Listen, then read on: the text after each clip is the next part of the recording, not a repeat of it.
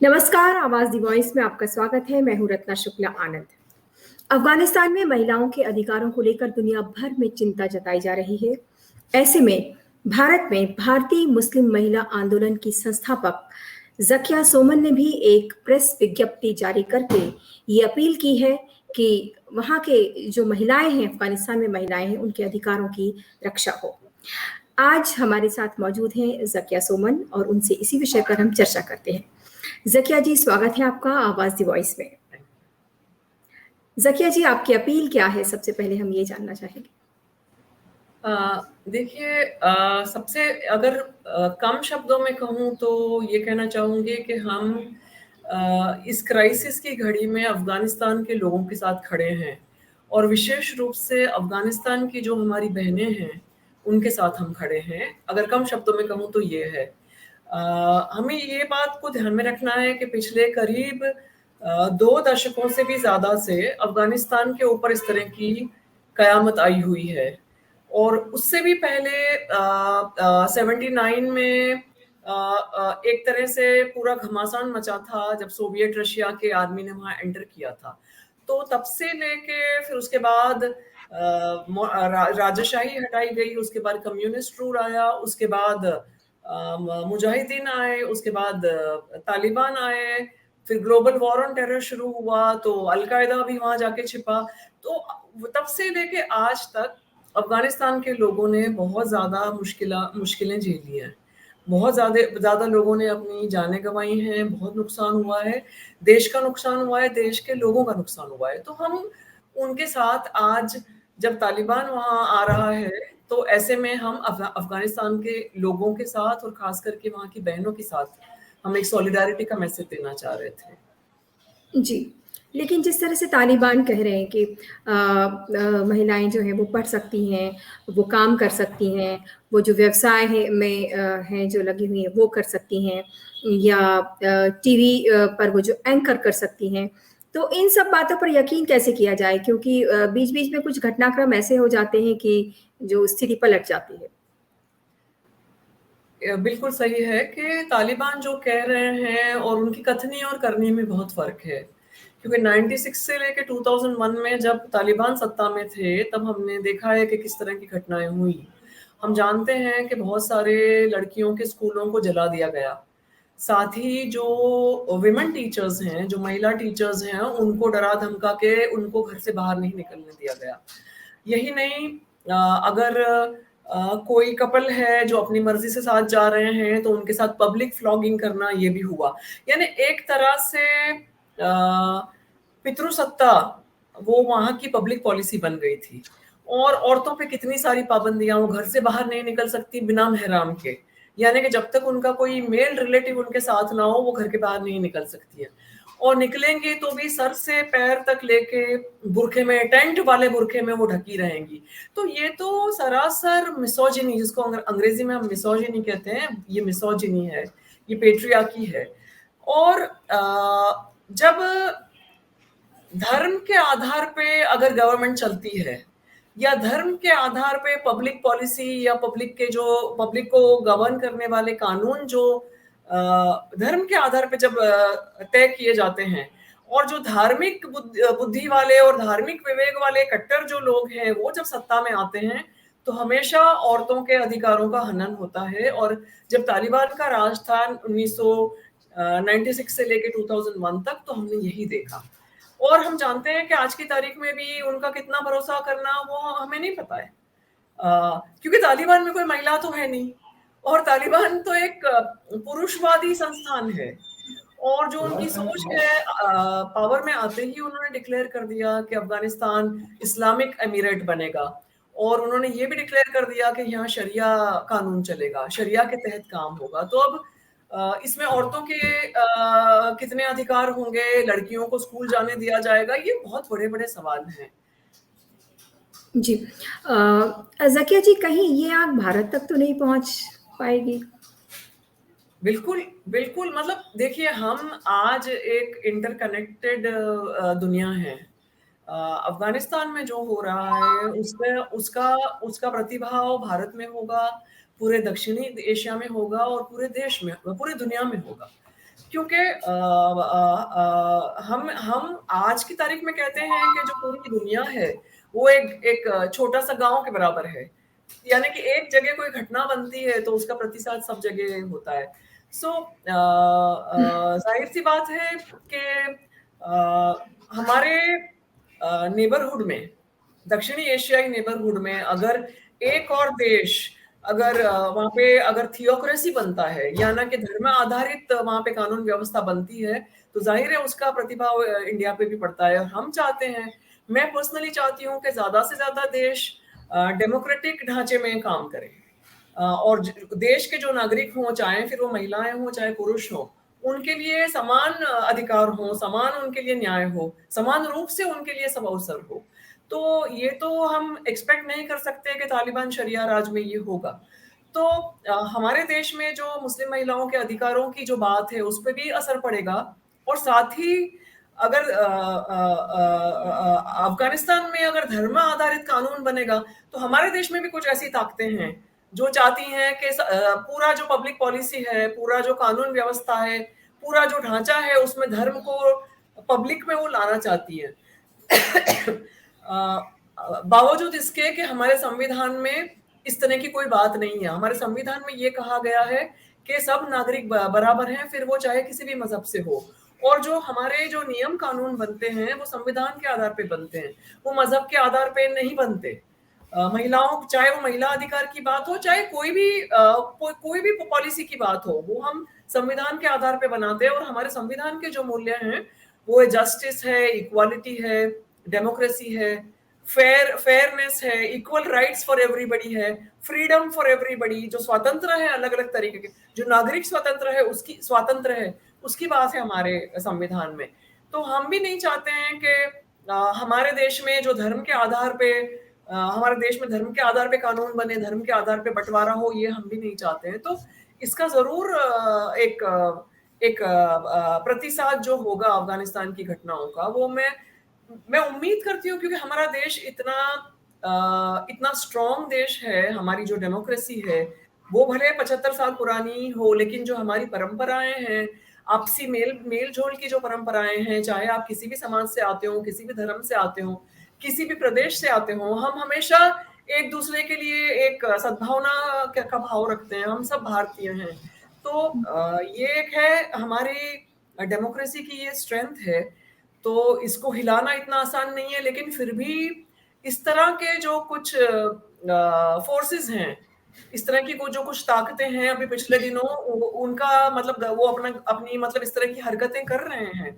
तो मैं उम्मीद करती हूँ कि उसके ऊपर ज्यादा खास असर नहीं होगा। रत्ना जी, जी। क्योंकि आप लगातार प्रयासरत हैं, लगातार जो है वो जो कुरीतियाँ हैं, उन्हें दूर करने का प्रयास कर रही हैं। बहुत ही प्रगतिशील विचारधारा की हैं, आप चाहती हैं कि महिलाएँ आगे आएँ। ट्रिपल तलाक का इतना बड़ा जो मुद्दा रहा, उसमें विशेष भूमिका रही। तो आपको लगता है कि जब इस तरह की घटनाएँ घटती हैं और उनका जो असर पड़ता है, उससे आपको भी अपनी कोशिशें जो हैं वो तेज़ करनी पड़ती हैं। कहीं न कहीं आपको भी आपके ऊपर भी एक बोझ बनता है कि दोबारा से हमें शायद और ज्यादा ताकत लगा के जो चीजों को देखना पड़ेगा। बिल्कुल, बिल्कुल, क्योंकि जो सामाजिक बदलाव की जो पूरी सामाजिक बदलाव की जो प्रक्रिया है, या सामाजिक बदलाव का जो क्षेत्र है, वो इस तरह का क्षेत्र है कि वहाँ लगातार कोशिशों की ज़रूरत होती है। और एक से एक कोशिश के एक एक इंसान कोशिश करता है, फिर उसमें 10 इंसान जुड़ते हैं, 10 के 100 होते हैं, 100 के 1000 होते हैं, 1000 के लाखों होते हैं। ऐसे करके आंदोलन बनता है या मूवमेंट बनता है, या कोई भी अभियान जो सामाजिक अभियान है, सामाजिक बदलाव का अभियान है, वो इस तरह से बनता है। तो लोग जुड़ते जाते हैं, कारवां आगे बढ़ता जाता है। लेकिन जब इस तरह के खतरे खड़े होते हैं, डेमोक्रेसी के सामने सवालिया निशान खड़े होते हैं, डेमोक्रेसी पे खतरा खड़ा होता है, जब समाज में धर्म के आधार पे ध्रुवीकरण होता है, या धर्म की राजनीति जब खेली जाती है, तो उसकी सबसे पहले उसकी मार जो है वो जो समाज के जो वीकर सेक्शंस हैं उनके ऊपर पड़ती है, और विशेष रूप से औरतों के ऊपर पड़ती है। तो ये जो लगातार जो एक सोशल चेंज की जो प्रक्रिया है, उसको इस प्रकार की जो ताकतें, जो लोकतंत्र के विरोध की जो ताकतें हैं, उनसे हमेशा खतरा होता है। तो मैं उम्मीद करती हूँ कि हमारी जो मुहिम है और भी बहुत सारी मुहिमें हैं देश भर में चल रही हैं। हज़ारों की तादाद में मुहिमें चल रही हैं, पूरा कश्मीर से लेके कन्याकुमारी तक और असम से लेके कच्छ तक। तो उम्मीद ऐसी है कि वो जो संघर्ष होते हैं, जो संघर्ष करने वाले जो ग्रुप्स होते हैं, जो मूवमेंट्स होते हैं छोटे-छोटे, छोटे से लेके बड़े तक, उनकी अपनी ही एक ताकत होती है, वो ताकत सच की होती है, वो ताकत संविधान के मूल्यों में जो समझ है और संविधान के मूल्यों में जो यकीन है, उसके आधार पे उनकी जो ताकत होती है। तो मैं ऐसा उम्मीद करती हूँ कि आगे भी संघर्ष चलता रहेगा और हमारी मुहिम चलती रहेगी और जो हम चाहते हैं कि महिलाओं को समान अधिकार मिले और विशेष रूप से मुस्लिम महिलाओं को भी अपना हक मिले, जो कि जी उसको मुस्लिम महिला को उसका हक मज़हब में दिया गया है। बट पुरुष प्रधानता के चलते और पुरुष प्रधान एक तरह से वर्चस्व जो है समाज में, उसके चलते जी ये हक नहीं मिल पाए हैं। तो मुझे उम्मीद है कि हमारी कोशिश जारी रहेगी और मैं ज़्यादा से ज़्यादा महिलाएँ इसमें जुड़ती रहेंगी। जी। ज़किया जी, आप शिक्षाविद भी हैं साथ में। हाल ही में मदनी जी ने कहा है कि को-एजुकेशन पर उन्होंने एक तरह से सवाल उठाया कि को-एजुकेशन नहीं होने चाहिए। आपका इसमें क्या मत है? देखिए, मैं ऐसा मानती हूँ कि उन्होंने जो कहा है वो उससे पहली बात तो मैं उससे सहमत नहीं हूँ। यहाँ मसला लड़कियों का अलग स्कूल, लड़कों का अलग स्कूल ये मसला नहीं है। यहाँ मसला ये है कि ज़्यादा से ज़्यादा तादाद में लड़कियों को शिक्षा मिले, हायर एजुकेशन मिले, ताकि वो बाहर जाएँ, वो काम सीखें, वो अपने पैरों पे खड़ी हों, वो अपने पसंद की ज़िंदगी जी सकें। यहाँ ये इश्यू है। तो ये जो इन्होंने कहा है कि को-एजुकेशन से इमोरलिटी फैलती है और बुरा बिहेवियर फैलता है, तो बुरा बिहेवियर की सज़ा लड़कों के बुरे बिहेवियर की सज़ा हम लड़कियों को नहीं दे सकते ना। और जहाँ तक हमारे मज़हब का सवाल है, जहाँ तक इस्लाम मज़हब का सवाल है, जहाँ तक इस्लामी तरीके से भी देखें अगर, तो लड़कियों को पूरा अधिकार है, पूरी आज़ादी है कि वो अपनी शिक्षा हासिल करे, वो अपना रोज़गार चलाए, अपना काम चलाए, वो अपना बिज़नेस चलाए, वो अपना जॉब करे, वो अपनी कमाई करे, अपनी क उसकी क लड़कियों की औरतों की कमाई पे सिर्फ़ औरतों का हक है, यहाँ तक की बात है इसमें। तो मुझे लग रहा है मौलाना साहब जो बात कह रहे हैं वो पुरानी सोच पे आधारित बात है और वो पुरुष प्रधान सोच पे आधारित बात है, जहाँ पे लड़कियों को कहीं न कहीं लड़कों से बराबर नहीं माना जा रहा है। तो मुझे लगता है उनको अपनी सोच में बदलाव लाने की ज़रूरत है और आज की तारीख में बहुत सारी मुस्लिम लड़कियाँ आगे आ रही हैं और वो हर क्षेत्र में आपको मिल रही हैं। मीडिया के क्षेत्र में आप मीडिया से ताल्लुक़ रखती हैं, आप देखिए मीडिया के क्षेत्र में कितनी सारी मुस्लिम महिलाएँ हैं। बिल्कुल, और बिल्कुल। साथ ही कोई भी और क्षेत्र ले लीजिए आप, चाहे चाहे यूनिवर्सिटीज़ में हो, चाहे हॉस्पिटल्स में हो, चाहे जी, इंजीनियरिंग से जुड़े जो व्यवसाय हैं वहाँ हो, चाहे टीचर्स हो, चाहे इवन सोशल एक्टिविस्ट हों, तो बहुत सारी मुस्लिम औरतें स्पेशली पिछले 10-12 साल में जो एक पूरा जो आंदोलन बना, उसमें बहुत सारी पिछले 10-12 सालों में बहुत सारी मुस्लिम महिलाएँ आगे आई हैं। तो मुझे लगता है कि जो धार्मिक विचार के लोग हैं या जो मौलवी हैं, जो मौलाना हैं, कुछ हुँ, कंज़र्वेटिव हैं, उनको अपनी सोच बदलने की ज़रूरत है और उनको ये समझने की ज़रूरत है कि जो इस्लाम मज़हब है, वो सब सब उसमें सब बराबर हैं। उसमें पुरुष सर्वोपरि है और स्त्री गौण है। ये जी। मानसिकता तो ये तो पुरुष प्रधान मानसिकता है, ये इस्लाम की मानसिकता नहीं। इसको इस्लाम के नाम से ना थोपें। सो ये ये बातें पितृसत्ता कैसे जी, जी, जी। जी। ये पितृसत्ता की आपकी जो समझ है या पुरुष प्रधान जो समझ है, उसको आप इस्लाम के नाम से ना खपाएँ। मैं तो ये हमारी सबसे बड़ी कोशिश है एक्चुअली। जी, कुरान में तो माना जाता है कि बिल्कुल जेंडर इक्वालिटी की बात है और बहुत ही सेंसिटिव जो है इन चीज़ों को लेकर है। ये चीज़ें सामने क्यों नहीं आ पाती? ऐसा क्यों होता है कि हमेशा जो है बिल्कुल, वो मज़हब का नाम लेके उसे गलत ठहराया जाता है और वो उसकी जो अच्छाइयाँ हैं वो सही तौर पे सामने आ ही नहीं पाती। बिल्कुल। सामने में आएँगी ही नहीं ना, रत्ना कैसे आएँगी? क्योंकि पुरुष प्रधान समाज है। जो पूरा चलन है, जो पूरा वर्चस्व है, वो पुरुषों का है और उसके अंदर भी जो धार्मिक पहचान वाले पुरुष हैं, उनका और ज़्यादा वर्चस्व है।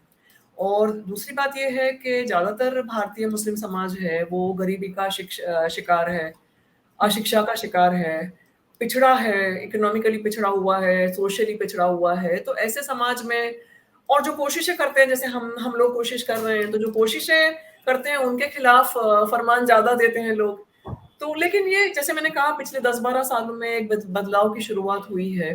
तो देखिए जो ये पूरा जो मूवमेंट हुआ ट्रिपल तलाक, इंस्टेंट ट्रिपल तलाक को खत्म करने का जो पूरा मूवमेंट हुआ, ये पूरा मूवमेंट खुशी की बात है कि ये पूरा मूवमेंट औरतों की अगुवाई में हुआ। पूरा मूवमेंट को लीड किया खुद औरतों ने जो ट्रिपल तलाक का शिकार थी। और एक तरह से जो मौलाना है या धार्मिक जो गुरु हैं उनको औरतों ने बताया कि इंस्टेंट ट्रिपल तलाक की इजाज़त कुरान में नहीं है। जो मज़हब के मुताबिक अगर आप डिवोर्स करोगे तो आपको जस्ट एंड फेयर तरीके से डिवोर्स करना पड़ेगा। आपको मिनिमम 90 डेज़ तक आपस में संवाद करना पड़ेगा। आपको बातचीत करनी पड़ेगी, आपको यहाँ तक कि मीडिएशन करवाना पड़ेगा आपके फैमिली मेंबर्स का या जानकारों का। यहाँ तक कि आप इसमें मज़हब में इवन अगर हस्बैंड वाइफ के बीच में बनती नहीं है बात, तो आर्बिट्रेशन का भी प्रावधान है। आर्बिट्रेशन जो कि एक बहुत मॉडर्न कॉन्सेप्ट है और ये सब मिनिमम 90 डेज तक होना चाहिए।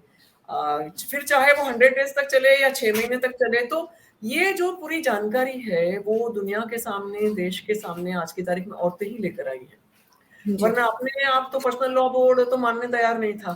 पर्सनल लॉ बोर्ड को मजबूर होना पड़ा जब औरतों ने ये ज्ञान दुनिया के सामने रखा, देश के सामने रखा कि भाई ये सही तरीका है, सही तरीके में ये सब बातें हैं जो मैं अभी बता रही हूँ। तो एक तरह से औरतों ने अपने हाथ में लीडरशिप ली और जानकारी फैलाई और उन्होंने सिर्फ औरतों को इसके बारे में ज्ञान नहीं दिया, पूरे समाज को इसके बारे में ज्ञान दिया, पूरे देश को इसके बारे में ज्ञान दिया। तो ये एक बदलाव की शुरुआत है भारत में। उम्मीद करती हूँ कि आगे भी और औरतें आएंगी और यंग लड़कियां भी आएंगी और ये पूरा जो सिलसिला है वो आगे चलेगा। आज से 5 साल के बाद या 10 साल के बाद आप किस तरह के बदलाव की उम्मीद रखती हैं? कैसा समाज देखना चाहती हैं? मुस्लिम महिलाओं को कहाँ देखना चाहती हैं? किस तरह से देखना चाहती हैं? कितना आगे देखना चाहती हैं? ये बताएं। सबसे पहले तो मैं चाहती हूँ कि हमारे देश की जो परंपरा है, लोकतंत्र की परंपरा है और साझी जो परंपरा है, जहाँ हिंदू मुस्लिम में आपस में मनमुटाव ना हो, ये परंपरा बरकरार रहे, ये मैं चाहती हूँ। और मैं चाहती हूँ कि ऐसा दिन आए जल्द से जल्द के देश की सभी औरतें, फिर वो चाहे हिंदू हों, चाहे मुस्लिम हों, चाहे क्रिश्चियन, चाहे सिख, जो भी औरतें हों, सारी औरतें अपना सर उठाकर आज़ादी के साथ जी सके। उनके जो ड्रीम्स हैं, उनके जो ख्वाब हैं, उनके जो एस्पिरेशंस हैं वो फुलफिल हो पाएँ। और ख़ासकर मैं मुस्लिम बहनों के लिए चाहती हूँ कि उन्हें वो सारे हक मिले, वो सारे अधिकार मिले जो हमारी हिंदू बहनों को मिले हुए हैं, शादी ब्याह का या प्रॉपर्टी में शेयर का, या बच्चों की गार्डियनशिप का अधिकार है, या तलाक देने का अधिकार, या 18 और 21 साल की उम्र में शादी करने का अधिकार, ये सब अधिकार भी उनको मिले। और मैं ये भी चाहती हूँ कि देश में धर्म की राजनीति खत्म हो और इस तरह की राजनीति हो जहाँ सारे भारतीयों का, सारे नागरिकों का मान सम्मान हो, जहाँ सभी को अपने अधिकार मिले और एक खुशहाल लोकतंत्र के तौर पे हम आगे बढ़ें, ये मैं चाहती हूँ। और मैं ये भी चाहती हूँ कि जब इस्लाम से जुड़ी हुई या मुसलमान कौम से जुड़ी हुई बात, कोई भी बात खड़ी हो या कोई भी मुद्दा खड़ा हो, कोई भी सवाल खड़ा हुआ हो, तो सिर्फ मौलानाओं की बात ना सुनी जाए, आम औरतों की, आम आदमियों की, आम बहनों की, आम भाइयों की बात भी सुनी जाए, हमारे जैसे जो आम लोग हैं उनकी बात भी सुनी जाए। क्योंकि सिर्फ मौलानाओं के चश्मे से हमें इस्लाम को नहीं देखना है, सिर्फ मौलाना के चश्मे से हमें पूरे भारतीय मुस्लिम समाज को नहीं देखना है। मुस्लिम समाज में समझदार लोग भी हैं, औरतें भी, मर्द भी, पढ़े लिखे लोग भी हैं, सामाजिक रूप से जागृत लोग भी हैं, उनकी भी राय सुननी चाहिए और उनके जो विचार हैं, वो कैसा समाज चाहते हैं, वो कैसे हिंदू मुस्लिम हार्मनी की बात करते हैं, सद्भावना की बात करते हैं, लोकतंत्र की बात करते हैं, संविधान की बात करते हैं, ये सब पे भी गौर किया जाए। मुझे लगता है जैसे जैसे एजुकेशन बढ़ेगी, अवेयरनेस आएगी, उसके साथ साथ इस तरह के बदलाव भी निश्चित तौर पर देखने को मिलेंगे। ज़किया जी, वर्ल्ड इकोनॉमिक फोरम से आप जुड़ी रही हैं। महिला उद्यमियों के लिए आपके पास क्या सलाह है, खासतौर से अगर हम मुस्लिम महिलाओं की बात करें? उनके भीतर भी बहुत टैलेंट होता है, लेकिन वो कहीं न कहीं दब कर रह जाता है। बिल्कुल। किस तरह से वो आगे बढ़ें? जी। ये बहुत इम्पोर्टेंट बात आपने कही रत्ना जी। एक्चुअली ये बहुत बड़ी गलतफ़हमी है कि मुस्लिम महिला घर में सिर्फ़ घरेलू महिला है। ये बात बिल्कुल सच नहीं है। ये गवर्नमेंट ऑफ़ इंडिया के आंकड़े हैं कि भारत देश का जो होम बेस्ड विमेन वर्कर करके जो वर्कफ़ोर्स है, जो होम बेस्ड विमेन वर्कर्स का, उसका 70% हिस्सा मुस्लिम महिलाएँ हैं। इतनी सारी ऐसी मुस्लिम औरतें हैं जो घर में बैठ के कुछ हुनर का काम, कुछ रोज़ी-रोटी का काम रोज़ के बेसिस पे करती हैं। मतलब उसकी एक पूरी रेंज है।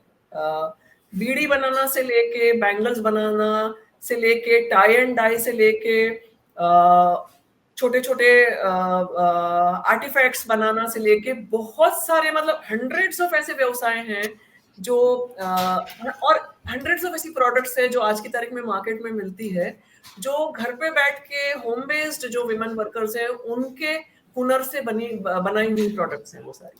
जी। ये सारी महिलाएं साहसी हैं, मेहनती हैं, उद्यमी हैं।